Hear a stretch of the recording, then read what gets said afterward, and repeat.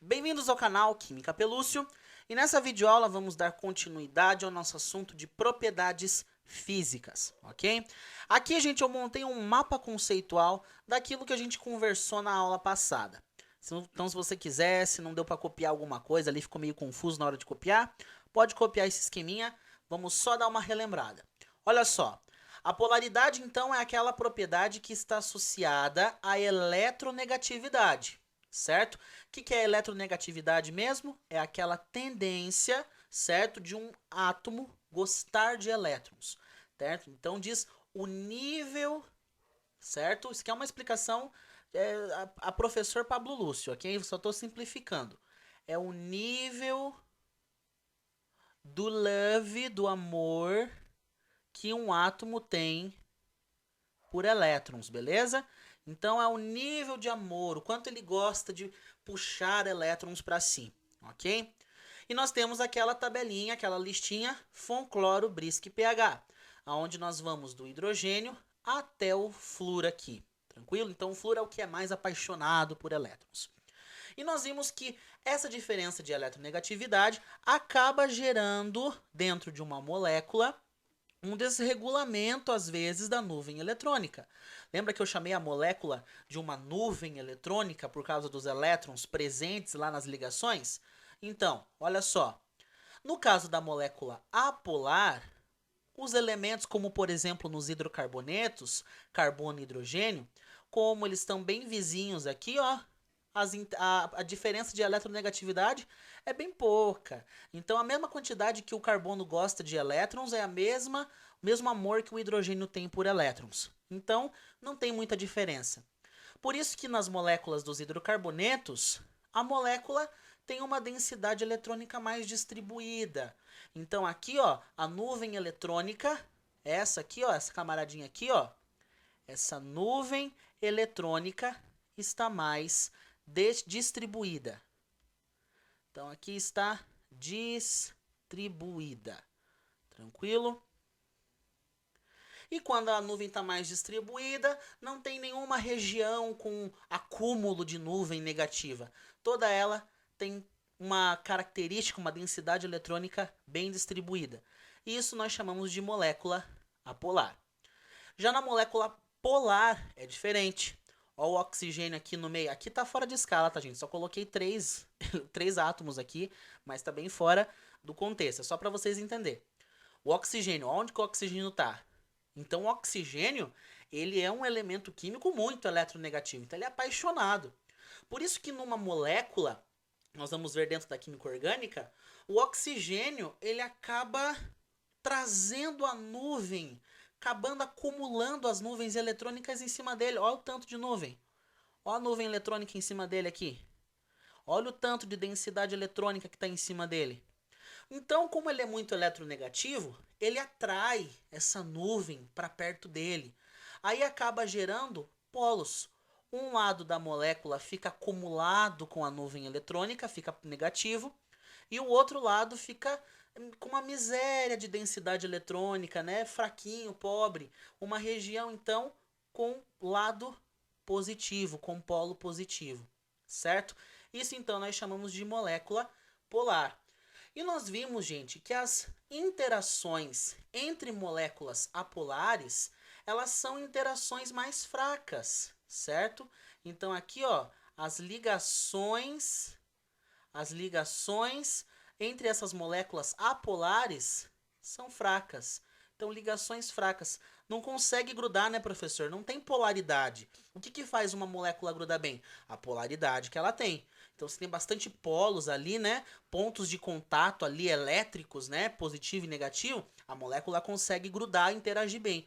Como no caso aqui das moléculas polares. Então, as ligações entre as moléculas aqui, as interações intermoleculares, elas são mais fortes nas moléculas polares, porque elas têm carga, né? Tem uma região negativa, positiva, bom para grudar uma na outra, ok?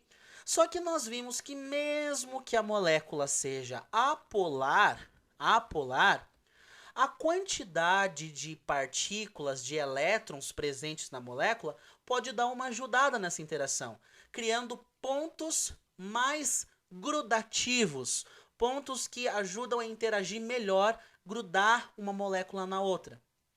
Então, por exemplo, todo mundo aqui eu fiz o metano, o etano, butano, propano, butano e o pentano.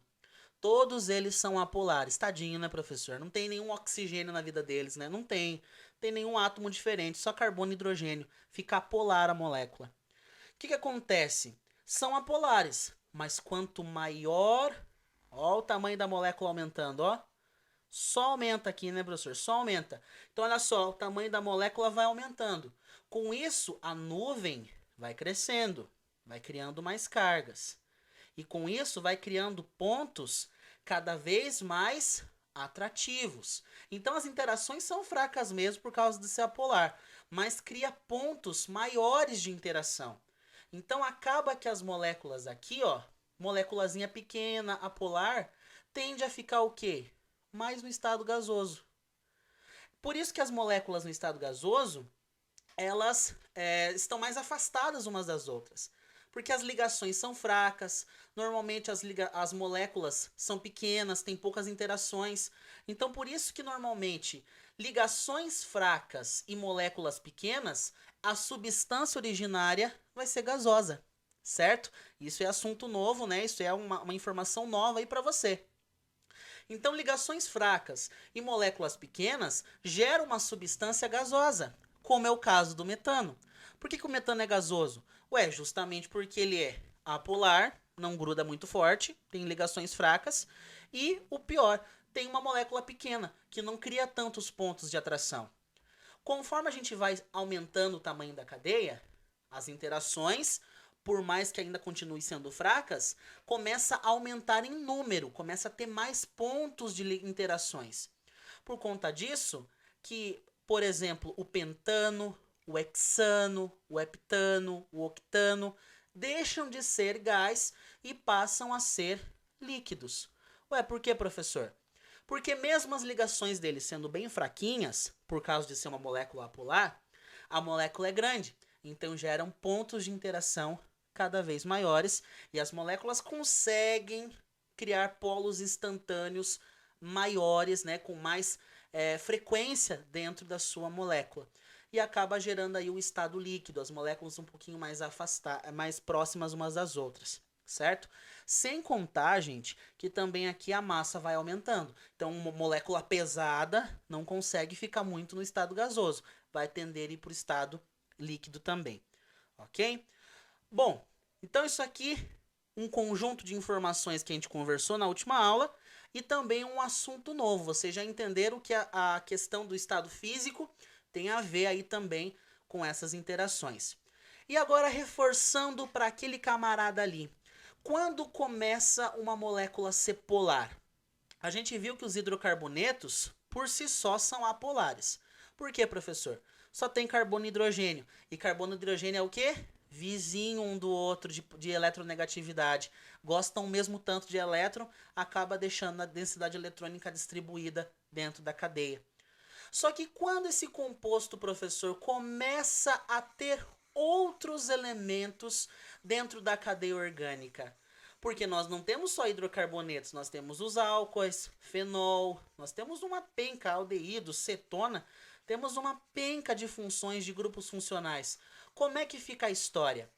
Aí, gente, a gente vai ver um quadro geral desse assunto. Olha só.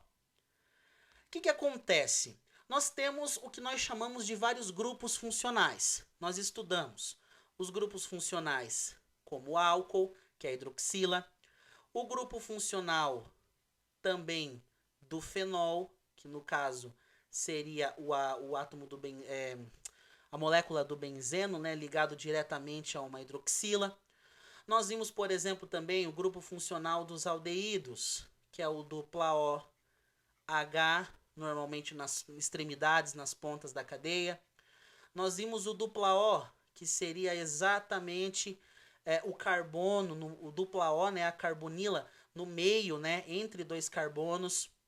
Nós vimos também os ácidos carboxílicos, que seria a carbonila ligada a uma hidroxila, né? O carbono que tem o dupla O tem ao mesmo tempo um OH, né? Um grupo funcional que nós chamamos de carboxílico, certo? E assim vai, gente. Nós temos, por exemplo, o éter, que é aquele oxigênio no meio da cadeia. Nós temos, por exemplo, o éster, certo? O grupo éster, que é o dupla O, certo? Aqui nós temos ramificaçõezinhas, né? Outros ligantes ligados nele aqui, né? Então, dupla OH, O, né? Ligado a uma outra ramificação. E assim vai, gente. Nós temos várias funções, vários grupos funcionais. Também temos as funções nitrogenadas, certo? A amina primária, a amina secundária, a amina terciária, certo? Nós temos a amida, que é o dupla O, o carbono que tem o dupla O, também tem um N2 aqui ligado nele, certo? Temos vários grupos funcionais aos quais nós estudamos, certo?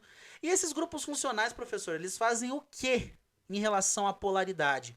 Esses grupos funcionais, né, todas essas funções orgânicas, eles têm como objetivo, conte, professor, aumentar a polaridade. Sério, professor? Todos esses grupos funcionais têm como objetivo aumentar a polaridade? Exatamente. Eu, se fosse você, eu escreveria isso aí na sua anotação. Os grupos funcionais, então esses grupos funcionais, todos eles aqui, funcionais, eles têm qual objetivo? O objetivo deles, qual é o plano deles, professor? Aumentar a polaridade dentro da minha molécula. Vamos assim, polaridade. Eu sou um show, né? Escrevo, falo de um jeito, polaridade. Meu Deus, o que aconteceu aqui? Às vezes dá bug, né, gente? Fazer o quê? É a arte de bugar, né? Então, polaridade. Então, o objetivo da vida deles é esse, gente. Aumentar a polaridade. Como assim, professor? Lembra o oxigênio lá no Fonclore, Brisk e pH? Olha só, o oxigênio é bastante eletronegativo. Ó, o oxigênio aqui de novo, eletronegativo, eletronegativo, eletronegativo, mais eletronegativo. Ó, só oxigênio deixando a molécula cada vez mais eletronegativa. Aí o nitrogênio, professor, o nitrogênio também. Os três primeiros, né, FON. Ó o nitrogênio aqui. Então ele também aumenta a densidade eletrônica? Também aumenta o acúmulo, né, da nuvem eletrônica num ponto só. Então toda vez que você vê um álcool, você pode dizer que ele tem polaridade? Você pode. Eu posso, professor, meu dever, é o seu dever saber isso. Viu uma molécula orgânica que é diferente de hidrocarboneto, que tem um grupo funcional, álcool, fenol, amina, amida, pode ter certeza, aquele camarada ali tem um certo nível de polaridade. Como assim certo nível? Porque a polaridade pode aumentar ou pode diminuir. Depende do quê? Depende do grupo, de quantidade de grupo funcional. Ah, é verdade, né, professor? Porque os grupos funcionais têm como finalidade aumentar a polaridade, né? Exatamente. Esses grupos funcionais que têm oxigênio, nitrogênio, eles têm como objetivo principal aí aumentar a polaridade na molécula. Ah, então quer dizer que quanto mais grupos funcionais eu tiver, mais polar fica a molécula? Você acertou, meu querido. Você tirou essa resposta do fundo do seu coração. Quanto mais grupos funcionais, mais polar fica a molécula. Eu não acredito, professor. Quero que você me mostre nesse quadro branco, beautiful, e estude que essa afirmação é verdadeira. Eu não acredito em você. Tá, não acredita? Vai acreditar agora. Eu vou mostrar, quer ver? Ó, eu vou mostrar pra você. Olha só. Aqui eu tenho uma molécula. 1, 2, 3, 4. Butano. Sem graça, professor. É apolar. Não tem nada aí de diferente nele, só carbono e hidrogênio. Beleza. Eu vou pegar esse butano e vou colocar uma hidroxila, um álcool. O que você me diria? Aquele antigo butano aqui, ó, o primeiro, era apolar, sem graça, só carbono e hidrogênio, apolar. Mas eu coloquei uma hidroxila, um grupo funcional, ou seja, essa molécula ficou polar. Sério, professor? Só por causa da hidroxila, desse oxigênio? É. Agora a nuvem eletrônica não está mais distribuída. Ai, que bonitinho, todo certinho. Não, agora a nuvem, ó, tá concentrada aqui, ó, toda no oxigênio. Agora ficou uma merrequinha aqui, ó, merrequinha. Toda a nuvem, quase toda se concentrou nesse ponto aqui do oxigênio, né? Então, ó, criou um polo negativo e aqui uma região mais positiva na minha molécula. Ah, então ficou polar, né, professor? Pois é, ficou polar. Agora analisa o seguinte, vou pegar o mesmo butano e vou acrescentar mais uma hidroxila. Professor, que coisa feia, professor, não pode. Claro que pode, tranquilo, sossegado, não tem problema nenhum. Você me diria que agora essa molécula, ela ficou mais polar do que a outra que eu tinha antes ali? Professor, tem mais grupo funcional, né? Agora você colocou mais uma hidroxila. 2 grupos funcionais, mais polaridade. Então, essa molécula aqui, ela é mais polar do que essa outra aqui. Sério, professor. Então, quer dizer que se eu olhar para uma cadeia e eu ver que ela está recheada, parecendo um panetone de grupos funcionais, essa molécula é mais polar? Exatamente. Então, de olho, eu posso ver uma cadeia e dizer se ela é bastante polar ou menos apolar? Ou nem tem polaridade? Exatamente. Só você bater o olho e dizer: a dúvida, professor, joga uma aí. Então, pois bem, ó, vou deixar isso aqui. Vou escrever essa outra aqui para você. Ah, obrigado, professor. Não precisava. Uma declaração dessa não precisava. Olha só. Vou fazer mais uma aqui. Você gosta de avacalhar, né, professor? Você gosta de fazer coisa pra gente copiar, né? Gosto, sou apaixonado. Ó. Mais uma aqui, ó. Só de olho, você me diria qual dessas é mais polarizada? Professor, sem sombra de dúvidas, né? A mais polarizada é aquela que tem mais grupo funcional. Ó, essa terceira, 1, 2, 3, 4. Tem 4 pontos aqui, tem 4 grupos funcionais. Essa segunda aqui, ó, tem 1, 2. Essa aqui não tem nada, professor. Essa coitada aqui é uma pobre apolar. Ligações fraquinhas. Ih, que nojo. Ih, não gosta. Polar, não gosta, né? Tudo distribuída, a nuvem tá sossegada. Muito sossegada essa. Essa daqui já é polar. Mas por quê? Porque ela tem 2 grupos funcionais presentes nela. Essa outra, ixi, cheia de grupo funcional. Meu Deus, uma vida inteira de grupo funcional. Ou seja, ela é a mais polar de todas. Gente, se você entendeu isso daqui, quando você olha para uma cadeia e pode dizer se ela é polar ou apolar, ou dizer se ela é bastante polarizada ou levemente polarizada, você já pegou a base de todo esse conteúdo aqui. Sério, professor, sério. Porque a polaridade vai ser a base de todas as propriedades físicas que nós vamos analisar. Não acredito, professor. Mas eu quero, para encerrar essa aula, eu quero, cebolinha agora aqui, né?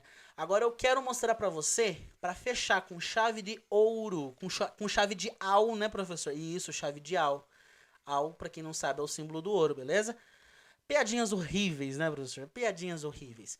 Olha só, imagina aqui, professor, que eu tenha esse álcoolzinho aqui maroto. É um propanol. Aí eu vou fazer o butanol. Aí eu vou fazer esse outro aqui, ó. Vou aumentando. Só vou aumentando o tamanho dessa cadeia aqui. Vocês me diriam qual dessas cadeias é mais polarizada? Tem mais polos? Professor, tem uma coisa. Eu acho que para mim, como elas têm um grupo funcional, elas têm a mesma polaridade. Pegadinha isso daqui, gente. Olha só. Realmente, ambas têm um grupo funcional só. Isso indiscutivelmente. Todas elas têm só uma hidroxila. Só que se você perceber, a região delas, que é apolar, professora, a região, né, que é hidrocarbônica, essa região aqui, ela vai crescendo. Ou seja, a região que não tem polaridade vai cada vez ficando maior.